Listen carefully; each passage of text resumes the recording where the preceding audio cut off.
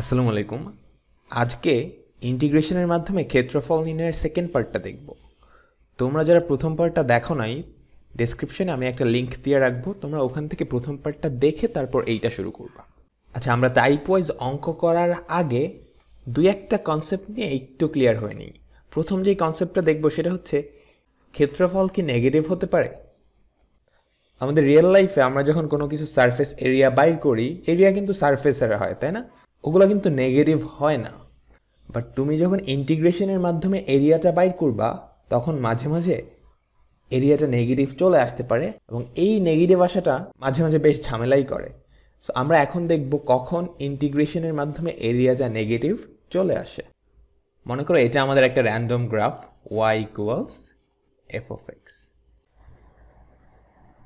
এখন আমি এক্স অ্যাক্সিসের উপর মনে করো তিনটা পয়েন্ট নিয়ে নিলাম। এই পয়েন্টটা ধরো এক্স ইকুয়ালস এ, এই পয়েন্টটা ধরো এক্স ইকুয়ালস সি, আর এই পয়েন্টটা ধরো এক্স ইকুয়ালস বি। এখন আমি তোমাকে এফ অফ এক্স এই কার্ভটা আমাদের এক্স অ্যাক্সিস, আর এক্স ইকুয়ালস এ এই সরল রেখাটা, আর এক্স ইকুয়ালস সি এই সরল রেখাটা, এই চারটা দ্বারা আবদ্ধ যে ক্ষেত্রফল সেটা বের করতে বললাম। অর্থাৎ তোমাদেরকে এই ক্ষেত্রফলটা আমি কি করতে বলছি? বের করতে বলছি। তোমরা কি করবা? এই ক্ষেত্রফলটা যদি এ হয়, এ ইকুয়ালস আসবে integration of A to C F of X dx, তাই না? এইখানে কোনো সমস্যা নাই। কেন সমস্যা নাই? কারণ আমরা যেটা করতেছি সেটা হচ্ছে এ থেকে সি পর্যন্ত ছোট্ট ছোট্ট সেগমেন্ট নিতেছি, তারপর সেই সেগমেন্টে আমাদের ফাংশনটার ভ্যালু এফ অফ এক্স, এই যে এই ভ্যালুটা কি করতেছি? গুণ করতেছি। গুণ করে করে কি আমরা ছোট্ট ছোট্ট আয়তক্ষেত্রে এরিয়াগুলো বের করে সবগুলা সাম করতেছি। এখন খেয়াল করো তো, এই রিজিয়ন পুরাটাই তোমার এফ অফ এক্স এর ভ্যালুটা পজিটিভ না?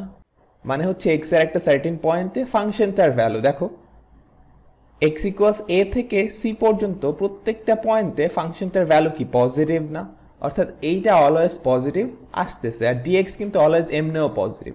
অর্থাৎ এই এরিয়াটা কি পুরাটাই পজিটিভ চলে আসছে, অর্থাৎ এখানে কোনো ভুল জিনিস আসতেছে না। আচ্ছা, এইবার আমি তোমাদেরকে বললাম এক্স ইকুয়ালস সি থেকে এক্স ইকুয়ালস বি পর্যন্ত আমাদের যে কার্ভটা আছে ও এক্স অ্যাক্সিস, এই দুইটা দ্বারা আবদ্ধ যে ক্ষেত্রফল সেটা বের করতে বললাম। অর্থাৎ তোমাদেরকে এই এরিয়াটা বাইর করতে বলছে। এখন তোমরা যদি ইন্টিগ্রেশন করো, ধরো আমাদের এরিয়াটা হচ্ছে এ, এরিয়াটা কি আসবে? Integration of C to B F of X dx. So এইবার খেয়াল করলে দেখতে পারবা আমি কিন্তু ডিএক্সটা অলওয়েজ পজিটিভ নিচ্ছি। এখানে ছোট্ট একটা ডিএক্স, এখানে ছোট্ট একটা ডিএক্স, এখানে ছোট্ট একটা ডিএক্স। বাট এই যে এফ অফ এক্স এর ভ্যালু না, এই পয়েন্টে ফাংশনটার যে ভ্যালুটা দেখো, এই পয়েন্টে ফাংশনটার ভ্যালু কি নিচে চলে গেছে না? অর্থাৎ এই পয়েন্টে তুমি যদি এই ফাংশনে এক্স এর জায়গায় একটা সার্টেন ভ্যালু বসাও, তুমি এই জিনিসটা কি চলে আসবে? নেগেটিভ। তার মানে এটা আসতেছে নেগেটিভ, আর ডিএক্সটা কি অলওয়েজ পজিটিভ। অর্থাৎ তোমার টোটাল যে এরিয়াটা আসবে সেটা কি আসবে? নেগেটিভ আসবে। তুমি যদি এক্স অ্যাক্সিসের সাথে এরিয়াটা বাইর করতে চাও, কার্ভের যেই পার্টটা এক্স অ্যাক্সিসের নিচে চলে যাবে, কার্ভের যেই পার্টটা এক্স অ্যাক্সিসের নিচে চলে যাবে সেইটার এরিয়াটা নেগেটিভ চলে আসবে। এখানে সি থেকে বি পর্যন্ত তুমি যদি ফাংশনটাকে এক্স এর রেসপেক্টে ইন্টিগ্রেট করো, অর্থাৎ এই যে এই পয়েন্টটা থেকে এই পয়েন্ট পর্যন্ত তুমি যদি ইন্টিগ্রেট করো, তোমার যে রেজাল্টটা আসবে সেটার ভ্যালুটা সেম থাকবে, বাট সাইনটা কি হয়ে যাবে? নেগেটিভ হয়ে যাবে। কারণ পুরাটাই দেখো এক্স অ্যাক্সিসের নিচে না, পুরো পার্টটুকুই কি এক্স অ্যাক্সিসের নিচে। অর্থাৎ প্রত্যেকটা সেগমেন্ট, ছোট্ট ছোট্ট সেগমেন্ট কি আসবে? নেগেটিভ আসবে। সব নেগেটিভ সাম হয়ে কি আসবে? বড় একটা নেগেটিভ আসবে। বাট ওইটার ভ্যালু আর এইখানকার যে এরিয়ার ভ্যালুটা সেটা কিন্তু সেম থাকবে। হোপফুলি ব্যাপারটা বোঝা গেছে। কিন্তু ঝামেলাটা হবে তখনই যখন আমাকে এক্স ইকুয়ালস এ থেকে মনে করো এক্স ইকুয়ালস বি পর্যন্ত ইন্টিগ্রেট করতে বললো। এখানে ঝামেলাটা যেটা হয়েছে, এ থেকে বি এর মাঝখানেই কিছুটা অংশ গ্রাফটা এক্স অ্যাক্সিসের উপরে, আর কিছুটা অংশ গ্রাফটা এক্স অ্যাক্সিসের নিচে। গ্রাফটা এক্স অ্যাক্সিসের উপরের যেই পোর্শনটা সেটা চলে আসবে পজিটিভ, আর নিচের যেই সেগমেন্টটা সেটা চলে আসবে নেগেটিভ। সো এই পজিটিভ নেগেটিভ কাছাকাছি চলে গিয়ে তোমার অ্যাকুরেট রেজাল্টটা আসবে না। আমি যেটা বোঝাতে চাচ্ছি সেটা হচ্ছে, মনে করো তোমাকে এখন এক্স ইকুয়ালস এ থেকে এক্স ইকুয়ালস বি পর্যন্ত আমাদের Y equals F of X এই কার্ভটা এবং এক্স অ্যাক্সিস দ্বারা আবদ্ধ যে ক্ষেত্রফল সেটা বের করতে বললো। অর্থাৎ এই এরিয়াটা তোমাদের কি করতে বলছে? বাইর করতে বলছে। সো আমরা যদি এরিয়াটা a ধরে নেই অ্যান্ড ডিরেক্টলি লিখে দেই integration of a to b f of x dx, আমাদের এই রেজাল্টটা কিন্তু ভুল হবে। কেন ভুল হবে? কারণ তুমি তো ইন্টিগ্রেশনটা a থেকে শুরু করবা, a থেকে শুরু করে c এর আগ পর্যন্ত তোমার ভ্যালুটা কি চলে আসবে? পজিটিভ চলে আসবে। বাট c থেকে শুরু করে আবার যখন b পর্যন্ত যাবা তখন সেই ভ্যালুটা কি চলে আসবে? নেগেটিভ চলে আসবে। পরে এই পজিটিভ নেগেটিভ কাটা গিয়ে যে অ্যাকচুয়াল ভ্যালু আসার কথা ছিল সেটা কিন্তু আসবে না, একটা ভুল রেজাল্ট দিবে, একটা ভুল রেজাল্ট দিবে। সো এই ভুল রেজাল্ট থেকে মুক্তি পাবার উপায়টা কি? মুক্তি পাবার উপায়টা হচ্ছে তুমি একসাথে ইন্টিগ্রেট না করে আমাদের এই সেগমেন্টটা ভেঙে ফেলা। দেখো আমি যখন a থেকে c পর্যন্ত ইন্টিগ্রেট করব তখন আমার পুরো রেজাল্টটাই কিন্তু পজিটিভ। আবার c থেকে b পর্যন্ত যখন ইন্টিগ্রেট করব পুরো রেজাল্টটাই কি আসবে? নেগেটিভ আসবে।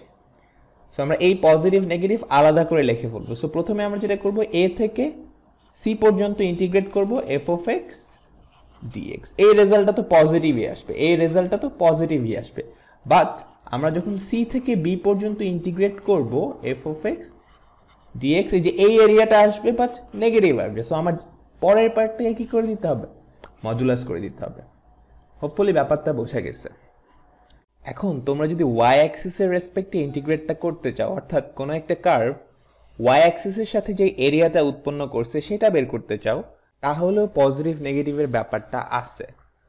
কার্ভের যেই পার্টটুকু ওয়াই অ্যাক্সিসের ডান সাইডে আছে তার জন্য এরিয়াটা আসবে পজিটিভ। কার্ভের যেই পার্টটুকু ওয়াই অ্যাক্সিসের রাইট সাইডে আছে তাদের জন্য এরিয়াটা আসবে পজিটিভ, আর যেই পার্টটুকু লেফট সাইডে আছে তাদের জন্য এরিয়াটা নেগেটিভ আসবে। আমি কি বোঝাতে চাচ্ছি? মনে করো আমাদের একটা কার্ভ দেওয়া আছে x equals f of y। যেহেতু আমরা y অ্যাক্সিসের সাথে ইন্টিগ্রেশনটা করব, আমাদের কিন্তু f of y এই আকারে নিয়ে যাইতে হবে। এখন আমরা যেটা করতেছি সেটা মনে করো a থেকে c পর্যন্ত, a থেকে c পর্যন্ত আমাদের যে কার্ভটা, এই কার্ভটা y অ্যাক্সিসের সাথে যে এরিয়াটা উৎপন্ন করতেছে, অর্থাৎ এই এরিয়াটুকু আমরা বের করতে চাচ্ছি। এই এরিয়াটুকু কত হবে? তুমি কি করবা? a থেকে c পর্যন্ত আমাদের এই কার্ভটার ইন্টিগ্রেট করতে হবে f of y dy। এবার খেয়াল করো তো a থেকে c পর্যন্ত পুরো কার্ভটাই কি y অ্যাক্সিসের ডান সাইডে না? অর্থাৎ পুরোটা জুড়েই কি পজিটিভ চলে আসবে, এন্ড আমাদের যে রেজাল্টটা আসবে সেটা অ্যাকুরেট একটা রেজাল্ট আসবে। এইবার যেটা বলা হলো সেটা হচ্ছে c থেকে b পর্যন্ত, c থেকে b পর্যন্ত আমাদের যে কার্ভটা সেটা y অ্যাক্সিসের সাথে যে এরিয়াটা উৎপন্ন করে, অর্থাৎ এই এরিয়াটুকু চাইছে না? আচ্ছা, এই এরিয়াটুকু চাইছে। সো এই এরিয়াটুকু কি হবে? ইন্টিগ্রেশন অফ c থেকে b পর্যন্ত f of y dy। খেয়াল করো তো এই পার্টটা কি y অ্যাক্সিসের লেফট সাইডে চলে গেছে না? দেখো এই যে এই পয়েন্টগুলোতে কি x এর যে ভ্যালুটা সেটা নেগেটিভ চলে আসবে, that means f of y এর ভ্যালুটা নেগেটিভ চলে আসবে। বাট c থেকে b পর্যন্ত পুরোটা জুড়েই কিন্তু নেগেটিভ, অর্থাৎ এই অ্যান্সারটা কেমন আসবে? পুরোপুরি নেগেটিভ আসবে, বাট ভ্যালুটা, এরিয়ার যে অ্যাকচুয়াল ভ্যালুটা সেটা কিন্তু সেম আসবে, জাস্ট সাইনটা নেগেটিভ হবে। এবার আমি যদি a থেকে b পর্যন্ত আমাদের এই কার্ভটা x equals f of y, এই কার্ভটা y অ্যাক্সিসের সাথে যে এরিয়াটা উৎপন্ন করছে, অর্থাৎ এই টোটাল যে এরিয়াটা সেটা বের করতে বলি, এন্ড সেটা যদি আমরা এরকম করি integration of a to b f of y dy, তাহলে আমাদের রেজাল্টটা ভুল আসবে। কারণ আগের দুইটাকেই যে আমাদের সীমার মধ্যে ফাংশনটার ভ্যালু অলওয়েজ পজিটিভ ছিল অথবা অলওয়েজ নেগেটিভ ছিল, বাট এই ক্ষেত্রে যেটা হয়েছে a থেকে b পর্যন্ত যাও, কিছুটা অংশ ফাংশনের ভ্যালু পজিটিভ। দেখো a থেকে c পর্যন্ত ফাংশনের ভ্যালুটা পজিটিভ, আবার c থেকে b পর্যন্ত ফাংশনের ভ্যালুটা কি আসবে? নেগেটিভ আসবে। অর্থাৎ a থেকে c পর্যন্ত যখন ইন্টিগ্রেট করবা অ্যান্সারটা আসবে পজিটিভ, c থেকে b পর্যন্ত যখন ইন্টিগ্রেট করবা অ্যান্সারটা আসবে কি? নেগেটিভ। সো পজিটিভ নেগেটিভ কাটাকাটি গিয়ে তোমার অ্যাকচুয়াল ভ্যালু থেকে কম কিছু একটা রেজাল্ট আসবে। সো রেজাল্টটা কি হবে? ভুল হবে। সো এইটা সঠিক করার কি উপায়? আগের মতোই তোমার সেগমেন্টে ডিভাইড করতে হবে। কোন কোন পার্টে পজিটিভ সেটা তুমি খেয়াল করবা, আবার কোন কোন পার্টে কি নেগেটিভ সেটা খেয়াল করবা। সো যেই পার্টে পজিটিভ সেটা তুমি ডিরেক্টলি ইন্টিগ্রেট করে দিবা। দেখো a থেকে c পর্যন্ত কি পজিটিভ না ফাংশনটা? কারণ কি y অ্যাক্সিসের ডান সাইডে আছে। সো ইন্টিগ্রেশন অফ a থেকে c পর্যন্ত f of y dy, যেই সেগমেন্টে পজিটিভ সেটা তুমি ডিরেক্টলি বসাবা, আর যেই সেগমেন্টে নেগেটিভ খেয়াল করো c থেকে b পর্যন্ত negative. So integration of c থেকে b f of y dy, নেগেটিভটা কি করে বসাইতে হবে? মডুলাস করে বসাতে হবে। সো সামারিটা হচ্ছে এইটা, তুমি যখন এক্স অ্যাক্সিসের সাপেক্ষে এরিয়াটা বাইর করবা, কার্ভটা যদি উপরে থাকে তাহলে এরিয়াটা আসবে পজিটিভ, যদি নিচে থাকে তাহলে আসবে নেগেটিভ। আর যদি ওয়াই অ্যাক্সিসের সাথে এরিয়াটা বাইর করো, তাহলে কার্ভটা যদি ওয়াই অ্যাক্সিসের ডান সাইডে থাকে তাহলে তোমার এরিয়াটা আসবে পজিটিভ, আর যদি বাম সাইডে থাকে তাহলে এরিয়াটা আসবে কি নেগেটিভ। আমাদের খুবই পরিচিত একটা এক্সাম্পল, মনে করো আমাদের একটা গ্রাফ দেওয়া আছে y ইকুয়ালস sin x এর গ্রাফ। এখন তোমরা হয়তো জানো আমরা যদি 0 থেকে 2 পাই পর্যন্ত sin x এর ইন্টিগ্রেশন করি, এটার রেজাল্ট কি 0 চলে আসে না? কেন 0 চলে আসে বলতে পারবা? এটা অ্যাকচুয়ালি কি মিন করে? 0 থেকে 2 পাই পর্যন্ত আমাদের যে গ্রাফটা sin x টা, এইটা x অ্যাক্সিসের সাথে যে এরিয়াটা তৈরি করতেছে সেটার মান, তাই তো?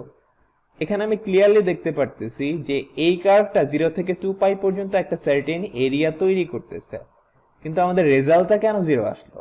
রেজাল্টটা 0 আসছে কারণ 0 থেকে পাই পর্যন্ত যে এরিয়াটা তৈরি করে সেটা পজিটিভ, আবার পাই থেকে 2 পাই পর্যন্ত যে এরিয়াটা তৈরি করে সেটা নেগেটিভ অ্যান্ড এক্স্যাক্টলি আগেরটার সমান। অর্থাৎ প্রথমটা যদি এ হয় পরেরটা হবে মাইনাস এ, এই দুটা কাটাকাটি গিয়ে কি আসতেছে 0 চলে আসতেছে। সো এইটা থেকে মুক্তি পাবার উপায় কি? তোমার লিমিট থেকে কয়েকটা সেগমেন্টে ভাগ করে ফেলতে হবে। যেই সেগমেন্টে তোমার ফাংশনটার ভ্যালু পজিটিভ সেখানে তুমি ডাইরেক্ট ইন্টিগ্রেশনটা বসাবা। দেখো 0 থেকে পাই পর্যন্ত পজিটিভ না, সো 0 থেকে পাই পর্যন্ত sin x dx। আর যেই সেগমেন্টে নেগেটিভ, দেখো পাই থেকে 2 পাই পর্যন্ত নেগেটিভ না, সো ইন্টিগ্রেশন অফ পাই থেকে 2 পাই sin x dx, বাট এইটা তুমি বসাবা মডুলাস করে, তারপর কি যোগ করতে হবে। হোপফুলি ব্যাপারটা বোঝা গেছে।